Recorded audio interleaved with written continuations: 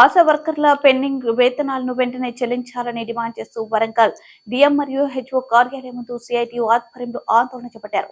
CITU నాయకులు రావుల రమేష్ మాట్లాడుతూ రాష్ట్ర కాంగ్రెస్ ప్రభుత్వం ఎన్నికల ముందు ఎన్నో మేనిఫెస్టోలు పెట్టిన ప్రకారం ఆశా వర్కర్లకు కనీస వేతనం 18,000 చెల్లించాలని డిమాండ్ చేశారు. ఫిబ్రవరి 16వ తేదీన దేశవ్యాప్తంగా కార్మిక సమ్మెలో ఆశా వర్కర్లు అధిక సంఖ్యలో పాల్గొని విజయవంతం చేయాలని పిలుపునిచ్చారు. పెరుగుతున్న ధరలకు అనుగుణంగా 18,000 రూపాయల ఫిక్స్డ్ వేతనం, 18,000 రూపాయల ఫిక్స్డ్ వేతనం.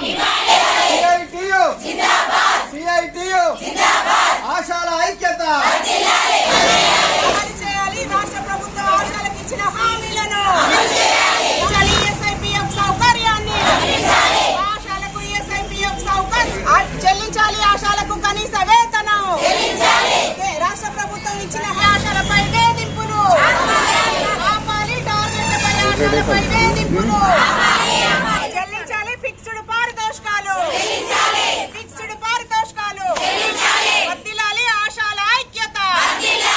టార్గెట్లపై వేధింపులను అరికట్టాలి. టార్గెట్లపై వేధింపులను వెంటనే బలోపేతం చేయాలి. ఎన్హెచ్ఎం స్కీమును బలోపేతం చేయాలి. ఎన్హెచ్ఎం స్కీమును నిధులు కేటాయించాలి.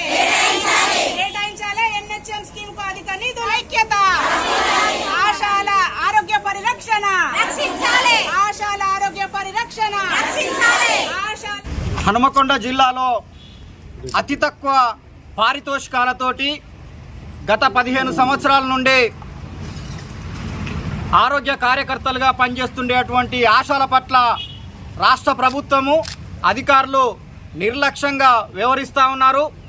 వారు పనిచేసినటువంటి పనికి కూడా 2 నెలల నుంచి వేతనాలు ఇవ్వకుండా ఈరోజు వాళ్ళతోటి వెట్టి చాకిరీ చేయిస్తూ ఉన్నారు.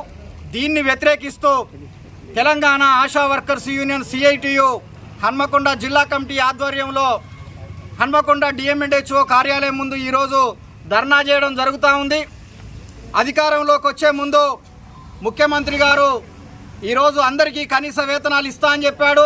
కానీ కనీస వేతనాలకు సంబంధించినటువంటి మాట ఇప్పటి వరకు మాట్లాడడం లేదు. అదేవిధంగా ఎన్నికల ముందు 24 రోజుల పాటు ఆశా కార్యకర్తలు రాష్ట్ర వ్యాప్తంగా సమ్మె చేస్తే సమస్యను పరిష్కరించడం కోసం 4 ఐఏఎస్లతోటి కమిటీ వేశారు.